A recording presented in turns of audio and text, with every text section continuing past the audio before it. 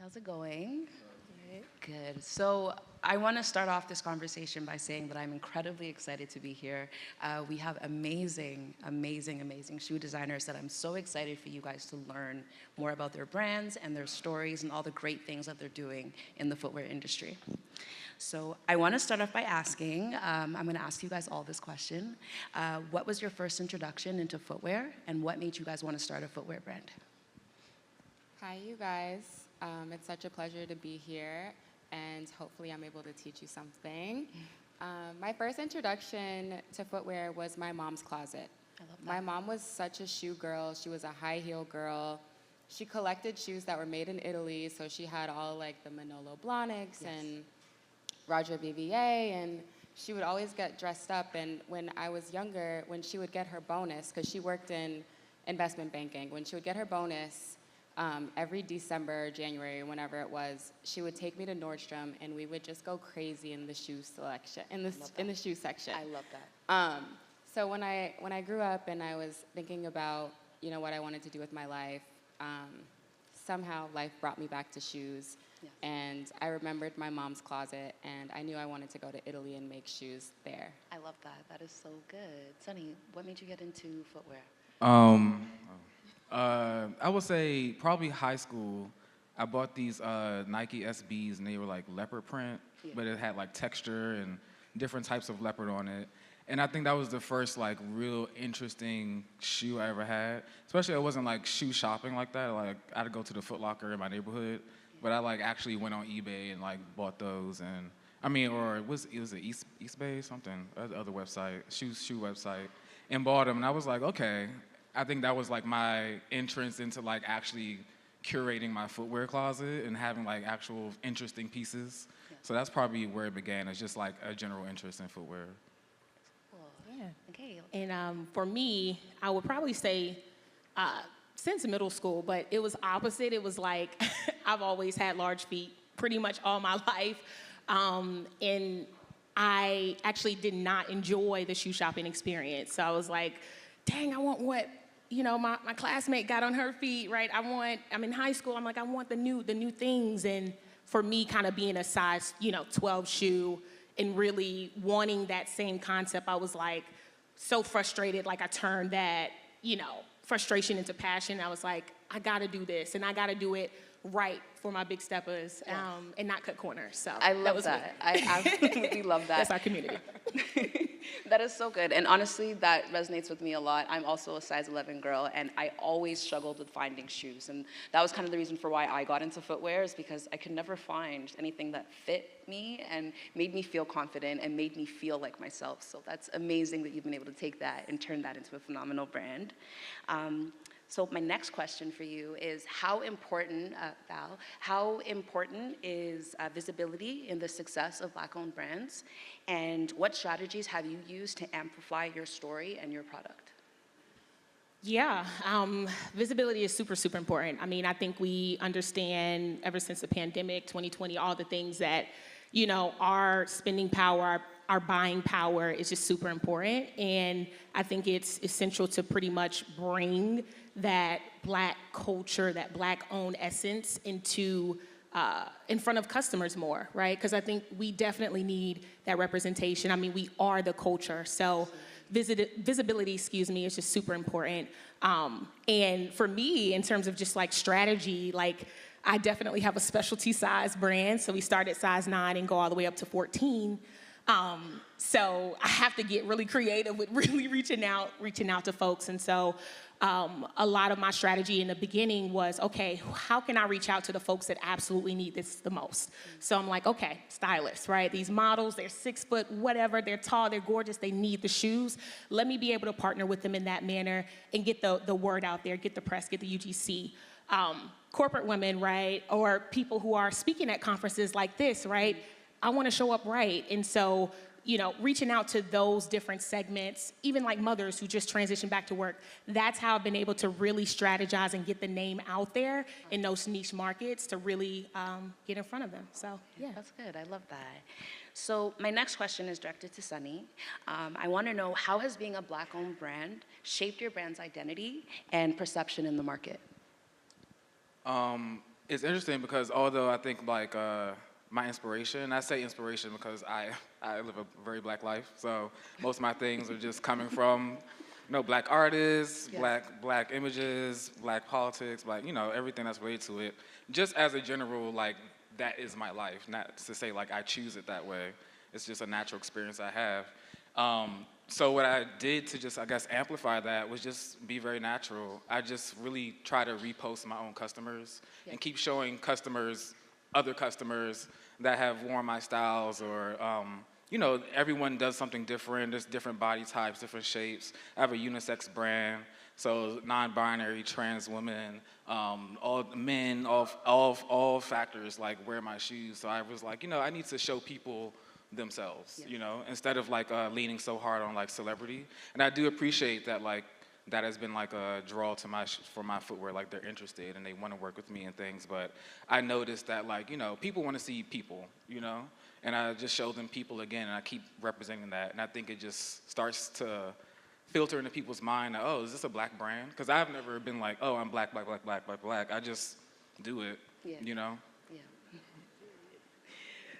I love that. So. So the idea that you put the customer in the forefront is such a phenomenal thing. I feel like it's something that a lot of brands are able to show, that we are able to wear our products and create these products at such a high magnitude. So I love that you do that. My next question is, Kendall, do you feel like being labeled Black-owned serves as primarily a benefit, or do you feel as if it sometimes can feel limiting? So that's a question that I continue to ask myself often. I feel like when I first started my company 9 years ago, I leaned really heavily on the Black woman-owned and made in Italy. And over time, like, you amass so many customers, right? So it's like you amass thousands of customers and you start to listen, like, okay, what is the common feedback that people are giving? Like, what is the common conversation about my brand? And quality is like one of the ones that comes up the most. Like, oh yeah, you can shop with Kendall, she makes high heels, but they're really good quality. And it was never like, oh yeah, she makes high heels and they're made in Italy. It was always quality. So I'm like, they care about the quality, but they don't care about the label made in Italy. And to them, made in Italy isn't necessarily translating to why the quality is so good. Yeah. So in thinking about that, I was like, okay, I mean, I'm leaning so hard into this made in Italy because it's a big part of my life. I'm going to Italy every other month, and I'm going to the factory in Italy every other month, and I'm having this relationship with Italy, but my customer isn't.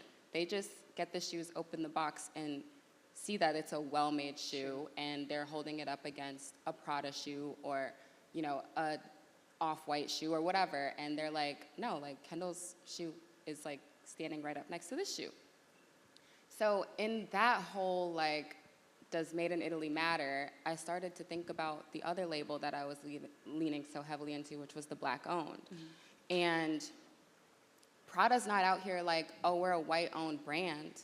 And like, white-owned brands aren't like, oh yeah, like, we're white. Like, so I'm just like, I started to think, I'm like, does this really like matter? Because at the end of the day, like what Sunny said, like, when you're a Black-owned brand, you show up Black. Like, you don't have to amplify it. It's somewhere in the DNA of your company. It's a swag that white-owned brands don't have, right? It's in there since the inception of your brand. It's birthed in. And so I actually have started to see it not necessarily as like, it's not like quite a benefit. It hasn't really been quite a benefit, but it hasn't taken anything away from the brand, I don't think either. I just think it's like a moot point. And I think that there's other messaging that we could fill into that space that could be more impactful to the customer. Okay. I like that. That's fair. I really like that. Sorry, guys. In terms of the next question, I would love to ask you, Ariana, what are some of the unique challenges you faced as a Black-owned brand that you feel that other businesses may have not faced? Yeah, definitely when it comes to kind of showing up in rooms or at tables where, you're really trying to put your brand out there or get a partnership or get a deal. I think that, to, your point specifically, like, being Black owned has definitely been such a neutral space. It's like, I love this brand, they're definitely Black owned, the culture is there, I resonate with them, like I am their consumer. But also at the same time, there may be some negative connotations with that, right? Like, I mean, I'm living in Atlanta. I know we all seen the Keith Lee scenario, right? Like, there is a certain standard that, you know, individuals, depending on you being a Black person or outside, how they look at you. And so automatically kind of coming to these tables, making these deals, and, you know, really being a new brand emerging and trying to come up, it's like, that is sometimes in the back of their head, or there may be some doubts or limitations like, oh, well, this is my perception, right? We definitely want to add some diversity to our team, right? We want to add a diversity to our assortment, but how is this going to work for our consumer? Or are they able to handle that like this other company who's making millions and pumping out a whole bunch of things? So I think that is what I would say is probably what I definitely have dealt with as I kind of scaled, you know, just being young and Black and vibrant and really trying to, you know, put on for the community and serve your consumers. That preconception can almost make it a void, you know, to, oh my gosh, I don't want to deal with that. But as long as you're showing up and you're like, listen, I have a seat at the table, whether I am a Black-owned brand, woman-owned brand or not, then this is what's going to work. Because money has no color, money is green. Absolutely. That's great. That's a really good point. And speaking in terms of community and the Black customer, Sunny, I would love for you to let me know, do you see that there are certain expectations within the Black community and beyond that you face as being a footwear designer? Expectations? Yes. No. Well, can you give me an example? So I guess, okay, so with this particular question, it's asking whether or not there are expectations within the Black community, with us being footwear brand owners, and then also outside of the community, do you find that there's certain expectations that are directed towards you that other brands may not experience? Okay, no. I think that people, you can't project that on people. Like, people are individual, they have their own dreams, own paths. Like, making me responsible for whatever you need in your life, like, that's rude. However, the person I am, I do more so, like, want people to prosper, because I struggled so hard doing what I was doing. So I make it my responsibility to give back to people, but I don't feel like there's any pressure for me to do it. And I think that I've had moments where, you know, people love to tell you what to do with your business, and they don't have a business or something. So Yes. It's like, you don't really know the ins and outs.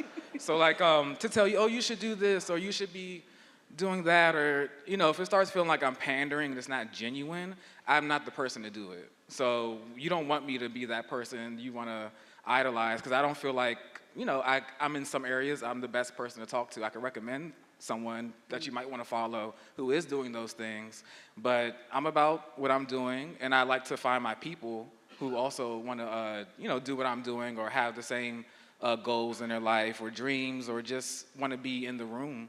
Like, I always open the door. Like, I'm always like, yeah, I'll tell you stuff. Or a lot of people who are like at Reebok now, when they were like interning for like a lot of these brands, like, I would just talk to them. I come out, we have lunch or something, and they ask me a bunch of questions, and then they freelance for me a little bit, and we stay connected, and they're doing great things. Yeah. But not to say like I was the person that, you know, filled the gap for them, but I know that they left with more confidence, you know, because they're meeting someone who is doing it and who they see as like flourishing, even though in my world, I'm like, oh my God, like, you know, trying to figure it out sometimes, or just a little like, it's a lot going on and it gets a little fast and hard. But to them, like, they see that, you know, you're really on top of it. So I present that, I present the honesty behind it. I tell them, well, you know, I give them good information to tell them that, you know, you got to work hard, you got to be on top of it. But I always like try to educate them. This one lady from this school, I forgot what college she went to in Delaware, but she was someone who hit me up on like Instagram or Twitter maybe, and she was like, oh, I want to work for your brand, I'm a designer. And I wasn't hiring anybody, so she was technically like my first employee. And I was like, okay, cool. Are you hiring? I was like, no, but I need some help, you know, so. So she was down to like just kind of jump in and learn. So like, you know, I taught her how to digitize patterns. She's a fashion designer, so she don't only does clothes. She cuts all my uppers for me. I teach her how to pattern make a little bit. We started doing draping on footwear, because I do luxury, so I definitely like try a bunch of different techniques, and all kinds of fun stuff. So like we've been going at it, and it started as me mentoring her, and now she's like an asset to me. Yeah, So that's beautiful. you know, So beautiful, and I think that's incredibly important when it comes to being a designer and working with new talent and giving them that opportunity to get firsthand experience with what it's like to do such phenomenal things, right? So it's amazing that you're able to do that for the community itself. Now, I did want to touch on, Kendall, I know you had mentioned that you often go back to Italy, and that, you know, the quality, of course, is always there. So my question for you now is, how can brands avoid being pigeonholed into only being seen as Black-owned businesses instead of being recognized for their overall quality and innovation? I think that, I mean, for that, the only right answer is consistency. Absolutely. Right? So it's like, you can't just have one good quality collection and then no more after that. Like, you have to consistently be able to deliver quality product and quite quickly, like, if you can. And I think that's like one of the biggest challenges I have, especially doing my production in Italy. But after talking to Sunny, I guess he's having the same problems in Portugal. So y'all, it might just be a footwear problem. You know, it's really hard to get the high quality footwear quickly. Yes. And that's a challenge, I think, just across the board. But yeah, I mean, in order to really be able to have that become like a brand code of yours, I guess you just really have to deliver. You have to have a great relationship with your factory. They have to trust you. And you have to be able to bring the product to market also in a quality way. Like, you can't just, you know, get your shoes made, have them be amazing quality, and then like sell them through like iPhone photos. Like, no, like the quality is across the board. So it starts with the product. That's like given. I mean, like, product is queen. Like, you have to have a quality product. And the way that you bring that product to market also matters a lot, and honestly could potentially even make the product look better, feel better than it is. So you want to have like a good quality shoot as well. You want to have a quality model, a quality photographer. You want to have a quality campaign that's not just like, oh, hey guys, here's this product that I'm releasing today, like, go to my website and shop. Like, no, a campaign is like 30 days, 60 days. Do you have content to sustain that time? And then also messaging. Like, you want to be able to really highlight, like, with my shoes, okay, it's like they're made in Italy, the leather is sourced in Italy, the insole is double padded, the outsole is leather. Like, we're talking about all these things, and we're talking about all the components that make it unique, a wide toe box, and, you know, these supportive straps, and this new technology that we've developed for these shoes, because we know that, you know, we're Black women and we have wider feet, we have different concerns, we have high insteps, and so it's like, this is how we're addressing these concerns, and this is why this shoe is perfect for you. Yeah. And it's like, the quality is like 360. Like, you have to be able to check all the boxes if you really want quality to become synonymous with your brand. Absolutely. I think that's really important that we look. Absolutely. Speaking of quality, I think it's really important that you're able to identify that it's a whole process, right? When it comes to our shoots and what we're doing with manufacturing and just the whole ecosystem in general, I think quality is beyond just a shoe that looks great, right? We have to put the quality into the products that we're producing and the campaigns that we're shooting and sharing our stories across different audiences. So I think that's a really good point. I would love to go now, Ariana, to jumping into, can you tell me the balance that you find with trying to balance being inclusive to diverse audiences, but still being true to your identity as being a Black-owned brand? Yeah, I know that's definitely a topic, right? Like, definitely honing in on just being a Black-owned brand and really showing up in that manner, but also knowing that there's other consumers outside of us that definitely shop from you. So I think pretty much what Kendall was saying is, you know, that culture is definitely inside of us and it's definitely carried throughout. For us, we definitely, talk to our consumers like they're our work besties, right? And so, code switching is very prevalent, right? I can definitely still be very corporate, very handling business, and communicate that through the visual aspect of our photo shoots and our shoe shots. But also, when it comes to that commentary, like, there is a little bit of slang that goes in there, right? There's like, okay, this is like my work bestie that I'm talking to, right? And there's also, for me, just being a Black woman from the South, that is a key element within just the value and the root of our brand. So it is that Southern nice that you see, right? It is that, okay, if people in the South, come on, baby, let me help you out. Like, it is that feeling that they get when they're interacting with our brand. And so even though we may not post every day, of course we're gonna post on, Black Business Month. Absolutely, we're gonna make sure we can have something for that. But, even if it's not every day saying, hey, waving that I'm a Black-owned brand, you're going to see that Black culture come through in certain elements throughout the brand. So, yeah. I think it's so intentional that you're able to confidently say that you're able to communicate that in your messaging, and I think that's really important. You said that so well.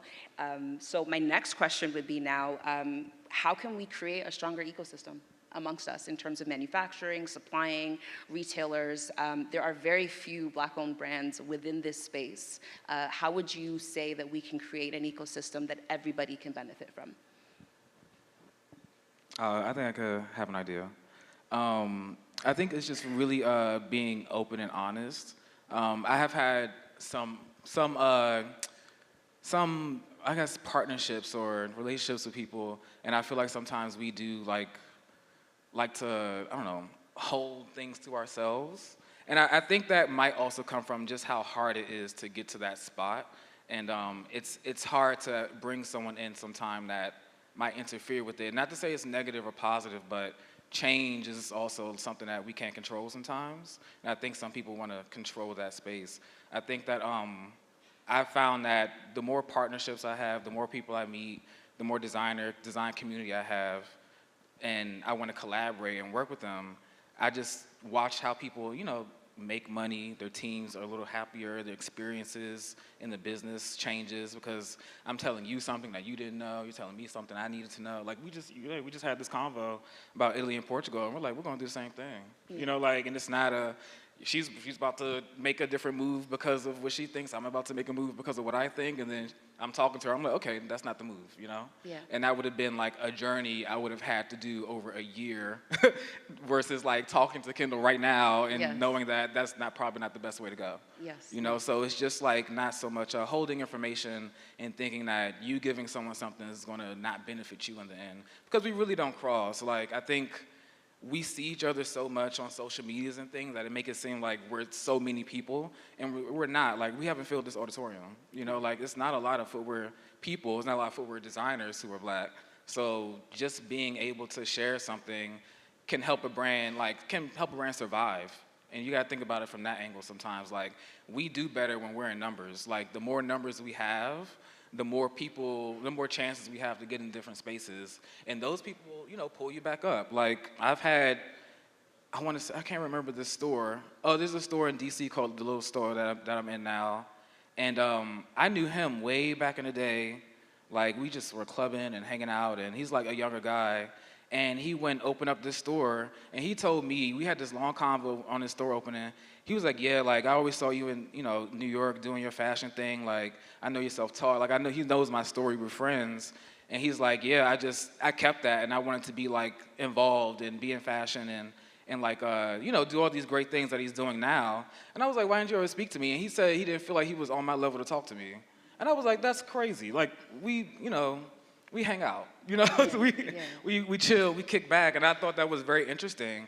And I'm like, I hope I never like come off that way where you feel like you can't talk to me, because I'm a person like, I need to talk to people. I'm out here by myself some days. I'm like, so little information and little details gets me a long way sometimes. And it's such an easy thing to pass on. I think sometimes we take that for granted. Yeah, I can second that. I think one thing that like younger Black founders we could do better on is like picking up the phone and calling each other. I think that's one thing that people outside the Black community prioritize and do a lot better of. I know me and you, we get on the phone. Yes. Me and you, we get on a Zoom, girl. We be on our Zoom with our notebook out, like, okay, well, what are we doing? Trying to figure it out. Yeah, we try to figure it out together. And I mean, and we're always talking like, girl, we should do more of this. Yes. And I think that, like, one thing that I really think that we should all, like, commit to improving is picking up the phone and calling our peers and just talking to see what's going on, what you're working on, like, share what you're working on and see, like, just where the conversation leads. And I think sometimes that just the weight off of sharing with someone who is going through something similar to you is enough. And then other times, you never know, like, you might learn something that's really crucial to your strategy or what you're working on. Absolutely. I think community is also really key as well too, right? And being able to have this dialect in the conversation that we're having. I love our Zoom calls, and I've connected with Sunny as well too to get the advice that I need in designing. And sometimes it's just having a conversation with other people that can really change or give you some insight on what your next steps are. So I value the community that we have in this footwear space, and I hope that we're able to continue to grow and inspire other designers who are creating these brands completely from scratch and building them as they grow. So before we do wrap up, I would love to get some advice for you guys for aspiring designers or other people who are interested in starting a brand with things that you would recommend or that have helped you along your entrepreneurial journey. Yeah, I can definitely hop into it. I know for me, to that same last piece, I mean, that collaboration is just super important. I think when I literally was in the auditorium last year for this event, I think the mindset of, all right, yes, like, we definitely want to, network, up, right? I want to get in the room with the VP of this. Like, I want to get my shoes in front of X, Y, and Z, which is absolutely important. But I think there's value in networking straight. I don't know if it's horizontal, vertical, but, networking across the board, because I think that there's just a lot of brilliant individuals within the room. I think in the past, when I was really starting that entrepreneurial journey, I was like, oh my gosh, like, I got to get up on the stage. I have to meet the biggest person in the room, not knowing the people beside me are building the next big thing as well. So, that's why I definitely love spaces like the Black Footwear Forum, because, just a simple conversation with, somebody can absolutely think of them top of mind, to have them think of you just top of mind in case they run across somebody or whatnot, right? Like, we're founders, right? We're doing everything. Sometimes we don't have that capacity to be in New York, LA, everywhere to try to get our brand out there. And so we do have to rely on our community a lot to make sure that we excel and go to the next level and go up. And, I just love the Zoom calls, accountability calls, like the feeling that, girl, I'm struggling too. Like, it's really, it makes you feel less alone, and it also empowers you that you're like, you know what, I'm actually in the right space. Or when you look at other brands and you see how big they got and what age they were and where you are, and you're like, you know what, I can actually do that. So, I just say that to say definitely, like, really see the value within this room, right? Like, that one person could be the next person to the next step to elevate your company, and that's how you need to approach it. So, yeah. Absolutely. I also think that, like, it's good to have some sort of tunnel vision too. You don't realize sometimes when you're looking for, like, mentors or help or assistance, like, there's sometimes scenarios where you have to draw people to you. You can't go find them. Mm-hmm. So the more you do your work, the more you amplify it, the more people see it, you start bringing attention to yourself. And that's actually how I've had help come to me. And I'm like, oh, that's interesting that when I was going out for it, I couldn't find it. But when I was like, I'm just going to do my thing and, like, work on it, and people started coming out the woodwork. Yeah. So, that's another thing you should definitely keep doing.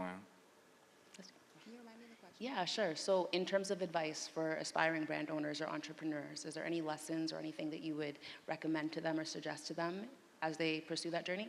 Yeah, honestly, you guys, my best advice is before you even start your brand or your business, make sure there's a need for it. and be very specific about the customer you are looking to serve. Because when you look at a customer specifically, that's going to inform what kind of product you make, what price it is, what colors or textures you make it in, where you meet them at. Like, are you gonna meet them at conferences like this, or do you need to be in Nordstrom, or do you need to be online? Like, if you define the person you're looking to sell to and the market you're looking to attack, that'll make starting your business and making your first sales so much easier. And once you do that, also listen to the feedback from your customers. If you're making 4-inch heels only, but your customer is like, I'm only wearing 2 inches, stop making 4-inch heels and start making 2-inch heels. That's fair. Great advice, and great conversation, guys. It was a pleasure being here. It was a pleasure hearing what you guys have to say about your processes of building these brands. I wanted to see if you guys have any questions for the designers that are here on stage. Sure, go ahead.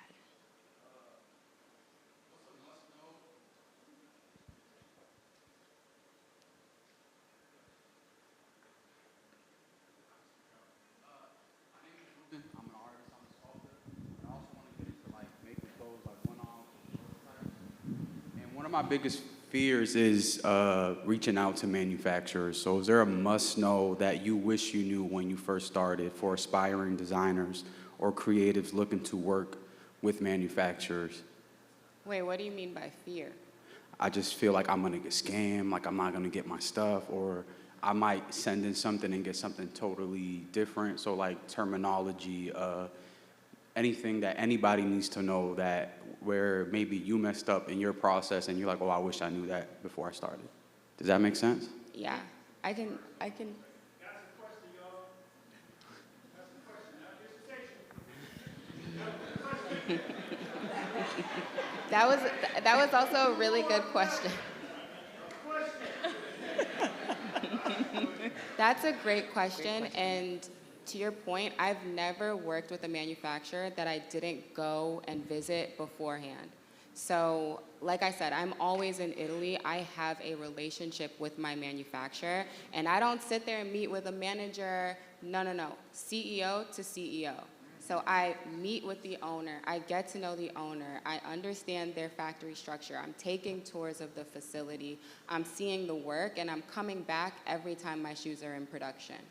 So your relationship with your manufacturer, you have to take it seriously, especially if you don't want to get scammed, and especially if you're holding them to a standard. So you need to be prevalent, like you need to have a relationship with them, and they need to be emotionally invested in you, because you're gonna be the smallest account they have. You're just starting.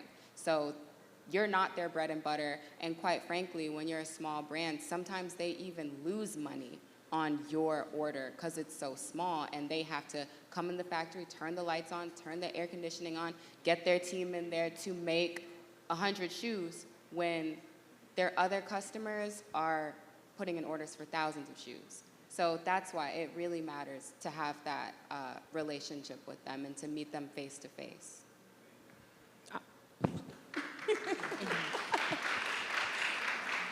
I would also, that was definitely like one of the hardest things, because I didn't traditionally come from a fashion background. Like, my background is in sales and marketing within CPG companies, right? So for me, I pretty much just kind of utilize that collaboration piece. Like, this room is just filled with people who have been in the industry for years, and then also filled with people who are definitely just coming into the industry. And so whether it was, in a networking event or after a pitch competition, like, I'm really finding a way to get into spaces and really network with those OG designers, right? I think that individuals kind of look past them. Like, when you see the big companies, right, the naturalizers, right, the Crocs, the whatever, right, that designer, those people are part of those teams. Like, see if you can get in those spaces, where they are, where are they speaking. I want to show you love. I want to repost something for you, right? And let that be a relationship that definitely trickles down. because you'll find, and I know I did, is that my first factory was from a referral to somebody who was like, you know what? I respect you because you were in that exact same position I was when I started out. I want to give back to you. I want to help you out. So I'll give you that introduction. But you have to prove something to me first, too, right? You know, we're starting out. We got to make sure that, you know, these are big introductions that we're talking about here. So we got to make sure that we're not taking this for granted and that we're absolutely showing up correctly. But yeah, I'm networking across because I feel like those close contacts with those designers who work with those factories, especially if they're working as a contractor for other companies, other big companies, they absolutely know. So that's what I would say. Yeah, so like that relationship is just like, you have to have that. Like, please don't send your stuff out to these people and you don't know them. Like, you don't know where they're coming from, you know their intentions, like, and you don't have any kind of like say over what happens in another country, unfortunately. So when they take something, it's taken. Sorry. So you really need to make sure that you know these people, but including like having a good relation with them matters, because you will absolutely be starting small and you are absolutely not going to make them money until you start putting in real orders. And you have to afford to take real orders, which means you have to get a relationship so they'll be making your stuff so you can get orders. So it's like this whole, you know, one thing feeds the other. So I've worked with my agents in Portugal for maybe 4 years now. And when I say like, I felt like I was being hazed at first. I'm like, what is going on? Like, and I had a real talk with him about like, he was like, you know, there's bigger orders out here. Like I shared one of my first factories I shared with JW and Vincent. And I didn't get my boots for like 9 months, and it was samples. I was like, that is insane. And I thought to myself, like, oh, my shoes are so technical, they're having a hard time. And he was like, no, they just don't want to make them because you have small orders. And I was like, oh, wow. So I told myself, well, I can only do small orders, so that means I need to go somewhere else that's fine with me doing small orders. And maybe we can talk when we come back, because they're an exceptional factory, and you know, they're finite. It's not factories just popping out of, you know, the ground. Like, these people have been around for 50 years plus sometimes. So somebody like in Portugal, like some of these factories, their dads owned, and you know, so like you will inevitably have to work with these people. So you don't want to burn bridges, but you do need to find people who are willing to work with you. Absolutely. So don't even waste your time trying to prove to someone that you can do these things. So one example, like when I went to my smaller factory and I made my samples and I did my first order I did for my store. I didn't go straight into wholesale. I was retail first. And I was retail pre-sale, so I was really like, I was damn near made to order. You know, like it was giving like, I don't even have money to even buy stock. Like I have to get a bunch of orders in so I can feel confident to throw 40,000 in a hole, you know, and make some money back on top of it. So when I started with these small orders, the factories didn't want to work with me. So when I got into Saks, I literally, the first buy they gave me, I was like, this buy, I'm going to be stuck in the same situation. So I made them give me more money. Like, I made them. Like, we got into a long conversation about why and what I needed. And if you really want to buy my brand, you need to invest in it. Like, instead of just trying to say you have me. Because you have me, but you'll market it to make it seem like it's better than what it really is. I want to make some money. So the real point of that was so I can go back to my factories with, like, cash flow and say, like, I have all these orders. I got money to pay for it. Now what? And they work with me every single time now. Like, they're not... We don't run into issues as we used to. We don't bump heads. Like, they know I'm worth the dollar now. So I had to come back as a business, not so much as like a designer. Beautiful, beautiful. That was amazing. And I want to thank you guys today for being here. Thank you so much for having this conversation. And I look forward to see what you guys do in the future.